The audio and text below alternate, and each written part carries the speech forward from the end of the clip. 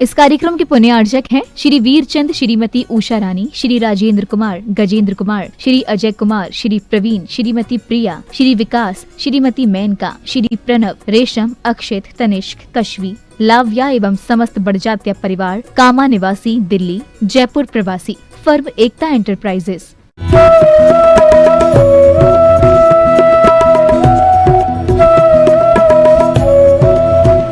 कस्तूरी कुंडल वसे मृग ढूंढे बन माही, ऐसे घटी घटी राम है, ऐसे घटी घटी आत्मा राम, ऐसे घटी घटी राम है, दुनिया जाने नाही। अपने भीतर भी तो अपना राम है। राम अपने आप में पूरा शब्द है। राम का मतलब सुंदर होता है। और रा से ऋषभ, माँ से महावीर। राम बोलो तो 24 तीर्थंकर आ गए।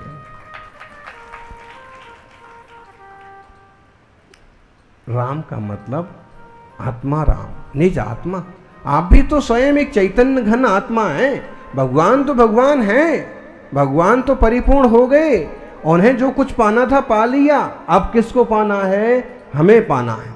हम 84 लाख योनि में भटक रहे हैं। हम 4 गतियों में भटक रहे हैं। कभी इंसान बन गए, कभी जानवर बन गए, कभी देव बन गए, कभी नारकी बन गए। अब हमें उस स्वरूप को पाना है। वो पाएंगे हमारे भीतर से ही। आत्मा निर्मल होकर के, आत्मा निर्मल होकर के निर्मल नाथ बनती है। निर्मल दास ही निर्मल नाथ बनते हैं। निर्मल होने की जरूरत है। जैसे खान में पड़ा हुआ सोना, अरे कच्ची मिट्टी में मिला हुआ है, स्वर्ण पाषाण में मिला हुआ है, उसमें और उपधातुएं मिली हुई हैं, लेकिन 16 ताव देख करके पहचानने वाले पहचान करके वैसे पत्थर को, वैसे मिट्टी को इकट्ठा करते हैं और 16 ताव दे दे करके 16 वानी सोना तैयार हो जाता है। कहां से आ गया सोना? सोना तो वहां था, उसको पुरुषार्थ करके प्रकट कर लिया। ऐसे ही इस देह में भगवान आत्मा है, बस उसके दोषों को मिटा करके शुद्ध परमात्मा बना लेना है। ये मार्ग है। आचार्य कुंद कुंद स्वामी कहते हैं 38 नंबर की गाथा है। बहुत सुंदर बात यहां पर कही है। अहमेको खलु शुद्धो, समय सार की कहिए या कुंद कुंद स्वामी के साहित्य की सबसे प्रसिद्ध महत्वपूर्ण गाथा। ये तो आपके कंठ नहीं हृदयस्थ होना चाहिए। अहमेको खलु शुद्धो दंसणान मय्यो सदा रोवी, नवियत्थि मज्ज किंचिवी, अन्नम परमाणु में तंपी। एक साथ बोलिए, अहम एक को। अहम माने मैं। ये प्राकृत भाषा है। और विराट नगर में जो शिलालेख देखने गए थे ना, वो लिपि ब्राह्मी है, भाषा प्राकृत है। और आप देखिए, जो लोग नहीं समझते हैं कि क्या चीज है, बकरी चलाने वालों ने उसको घिस घिस करके और सारे अक्षर गायब कर दिए। इतना अच्छा, इतना बड़ा प्राचीन शिलालेख को नहीं समझने वालों ने उसको घिस घिस करके, और अब पता नहीं कितना बड़ा और कितना महत्वपूर्ण इतिहास उसमें छुपा होगा। जैसे नहीं जानने के कारण से अच्छा खासा शिलालेख अनाड़ी बर्बाद कर देते हैं, वैसे नहीं जानने के कारण से अनाड़ी अपने भाग्य का लेख भी बर्बाद कर देते हैं। सौभाग्य का लेख है कि हम इंसान हैं और हमारे भीतर चैतन्य आत्मा है। अगर हम इसे न पहचानेंगे तो उन अनाड़ियों की तरह विषय भोगों से घिस घिस करके इसको बर्बाद कर देंगे। और अगर हम तत्व को पहचानेंगे तो संत मुनियों की तरह सहज शांत रह करके निर्मलता बढ़ाएंगे और एक दिन सिद्ध हो जाएंगे, शुद्ध हो जाएंगे। यानी अज्ञातवास में तो पांडवों को भी रहना पड़ता है। अगर आपकी कहीं कोई पहचान नहीं हो रही है, आपको अगर कोई नहीं पूछ रहा है, तो इतना दुखी और परेशान क्यों हो रहे हैं? अज्ञातवास के दिन तो पांडवों के जीवन में भी आते हैं, आपके जीवन में आए हैं, तो आप क्यों परेशान हो रहे हो? कोशिश करो, मेहनत करो, अपने आप को चमकाओ, तो एक दिन वो भी आ जाएगा कि आप सबके लिए ज्ञात हो जाएंगे। आप कितना भी छुपा करके रखिए, सोने का कंगन कितना भी ढक के रखिए, लेकिन कभी हाथ इधर से उधर होता है तो उसकी चमक तो लोगों की नज़र में आ ही जाती है और पहचान जाते हैं कि सोने का कंगन इनके हाथ में है। ऐसे ही आप अपने निर्मलता, सरलता, सहजता आदि गुणों को बढ़ाएंगे, शांति और आत्मीयता को बढ़ाएंगे, तो लोगों की नज़र में तो आ ही जाता है कि इनमें कितने सारे गुण हैं। आपकी पहचान आपके तन से नहीं, आपके मन से होना चाहिए, आपके जीवन से, आपके चरित्र से होना चाहिए। चित्र पहचान ना बने, चरित्र पहचान बन जाए। चित्र की पहचान तो थोड़े दिन की होती है, लेकिन चरित्र की पहचान हमेशा की होती है। हम सभी इस बात को पहचाने, अहम एको खलु शुद्धो, मैं एक हूं, मैं एक ही हूं। कितने सारे लोग हमारे सहयोगी बन जाएं, कितने सारे लोग हमारे साथ आ जाएं, वो हमारे सद्गुण हैं कि हमें बहुत सारे लोग चाहते हैं। लेकिन आप कभी एकांत में बैठेंगे तो ये निश्चय करना पड़ेगा कि मैं तो अपने आप में एक ही हूं। अकेला आया था और अकेला ही जाना है, यहां तक कि काया भी मेरी नहीं है। क्या जी? मत कर काया रो अभिमान मत कर। आपको मालूम है? माया रो अहंकार काया गार से काची। शरीर का भी अहंकार नहीं कर सकते। क्यों? जन्म भले इसके साथ हुआ है, वो माता पिता के संयोग से संरचना हुई, भोजन दूध पानी से बड़ा हो गया, लेकिन आत्मा इसमें अलग ही है। चेतना भिन्न है, देह भिन्न है। देह कैसा है? गार से काची। रूपी मतलब क्या होता है जी? रूपी मतलब होता है जिसमें रूप हो, और अरूपी मतलब क्या होता है? जिसमें रूप ना हो। तो रूप होता है पुद्गल में, लाल, पीला, काला, सफेद, सुंदर, असुंदर, सब किसकी एक देन है? पुद्गल की। लेकिन चेतन जो है वो अरूपी है। कभी कोई व्यक्ति जब देह छोड़ता है तो रूप तो यहीं रखा रह जाता है, शरीर तो यहीं रखा रह जाता है, और अरूपी जो आत्मा है वो निकल के दूसरी गति योनि में चला जाता है। पार्श्वनाथ भगवान की शिष्य परंपरा में गौतम बुद्ध दीक्षित हुए, और उन्होंने त्रिपिटकों में ऐसे उल्लेख मिलते हैं। हमने एक किताब लिखी थी काशी दर्शन, उसमें इसका थोड़ा उल्लेख भी किया था बौद्ध साहित्य से, कि जिसमें उन्होंने लिखा है कि मेरी चर्या कैसी थी, मैं कैसे साधना करता था, खड़े खड़े हाथ में भोजन करता था, मैं केशलवंश करता था, मैं वस्त्र स्वीकार नहीं करता था, दिशाएं ही मेरी वस्त्र थीं। उस तरह का उनने कहीं कहीं उल्लेख किया। उन सारी बातों का इकट्ठा करके विद्वानों ने किताबें लिखी। हमने भी एक किताब में उसका उल्लेख किया था। मैं 2-2, 3-3 दिन भोजन नहीं करता था। तो इस टाइप से उन्होंने जो बातें उल्लेख की, उससे मालूम पड़ता है कि वो पहले की दशा में निर्ग्रंथ तपस्वी मुनि रहे। फिर क्या हुआ कि लंबे लंबे उपवास करने से शरीर क्षीण हो गया, स्वास्थ्य बिगड़ गया और साधना मुश्किल हो गई। तो उनने विचार किया, ये मन में आया कि ऐसे साधना करने से अच्छा है वही गृहस्थी अच्छी।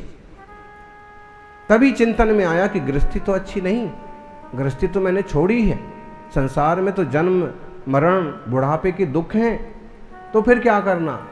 तो एक कठिन रास्ता भी नहीं बनता है और वो सरल रास्ता भी ठीक नहीं, वो तो एकदम गलत है, मैं छोड़ के आया हूँ जो, उसे कैसे वापस ले सकता हूँ।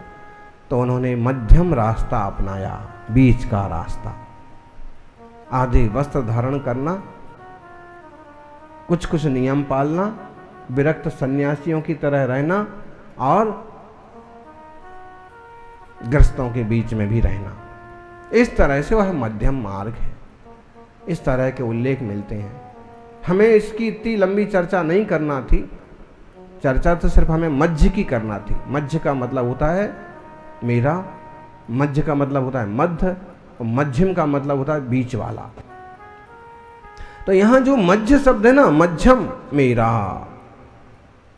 किंची भी न थी, इस दुनिया में मेरा कुछ भी नहीं है।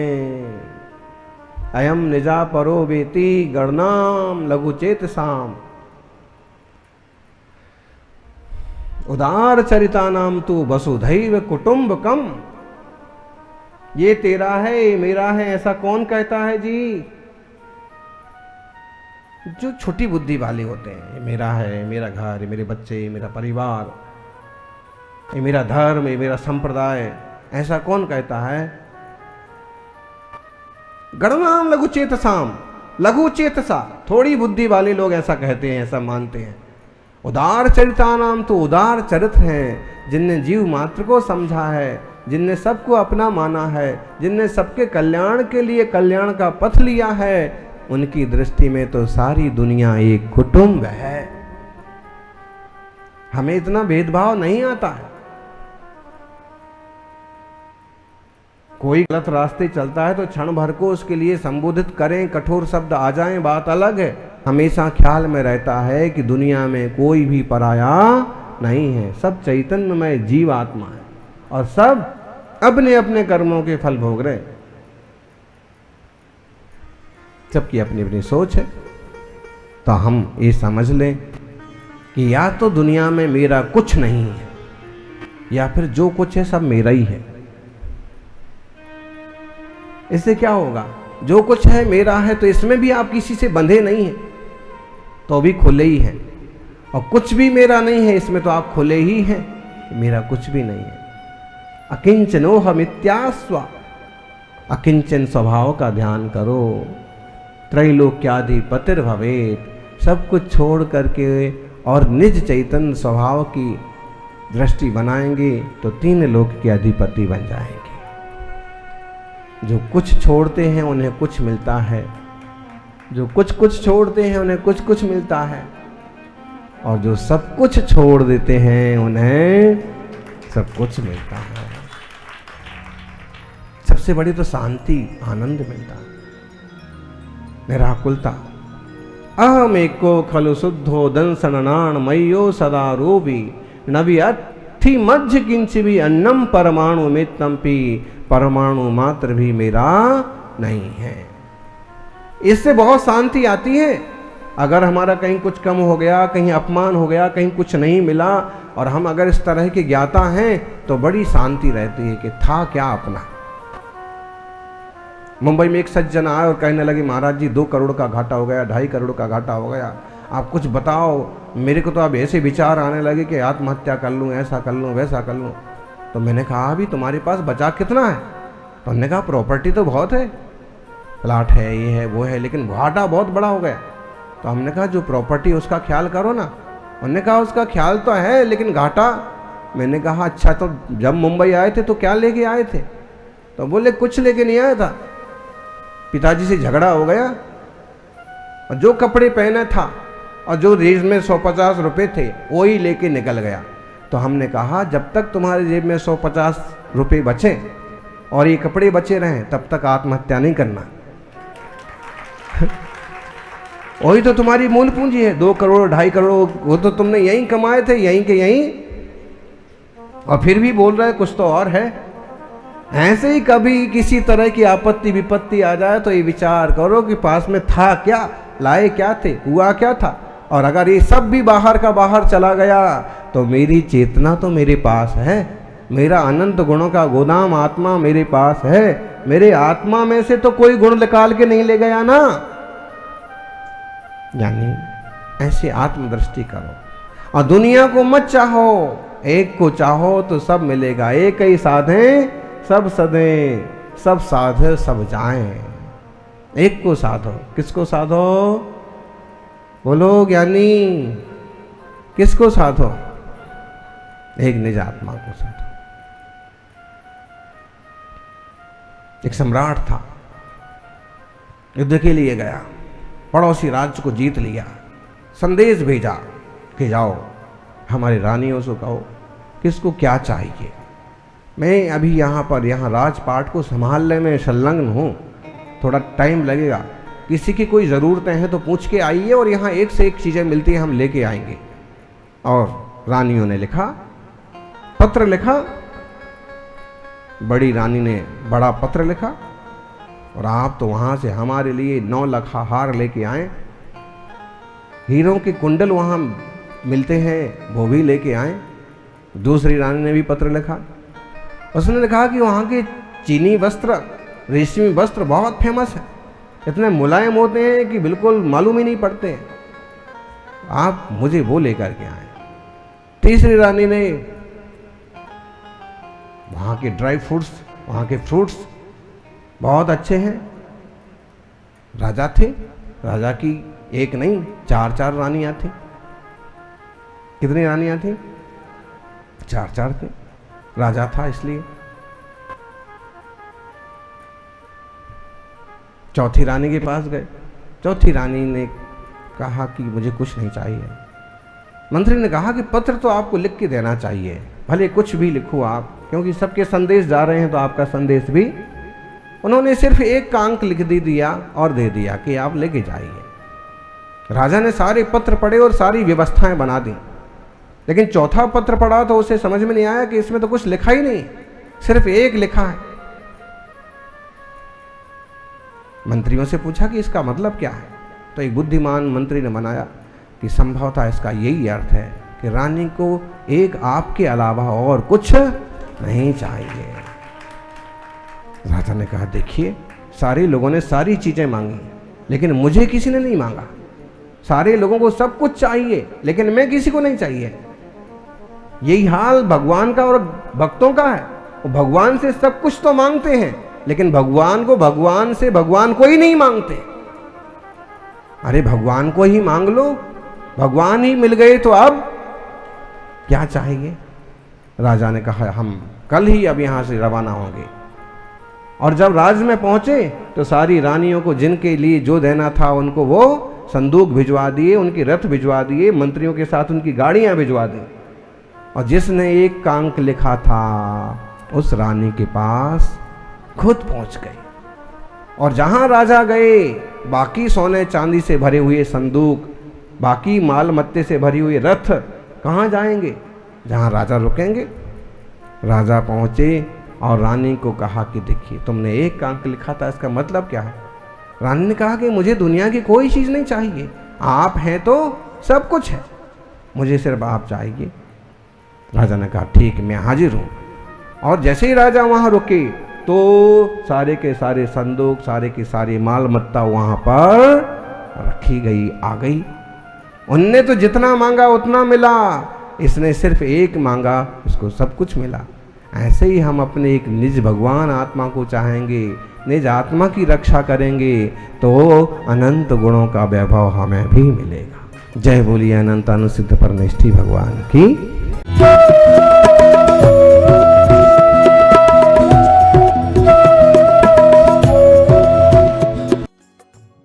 इस कार्यक्रम के पुण्यार्चक थे श्री वीरचंद, श्रीमती उषा रानी, श्री राजेंद्र कुमार, गजेंद्र कुमार, श्री अजय कुमार, श्री प्रवीण, श्रीमती प्रिया, श्री विकास, श्रीमती मेनका, श्री प्रणव, रेशम, अक्षित, तनिष्क, कश्वी, लाव्या एवं समस्त बड़जात्या परिवार, कामा निवासी, दिल्ली, जयपुर प्रवासी, फर्म एकता एंटरप्राइजेस।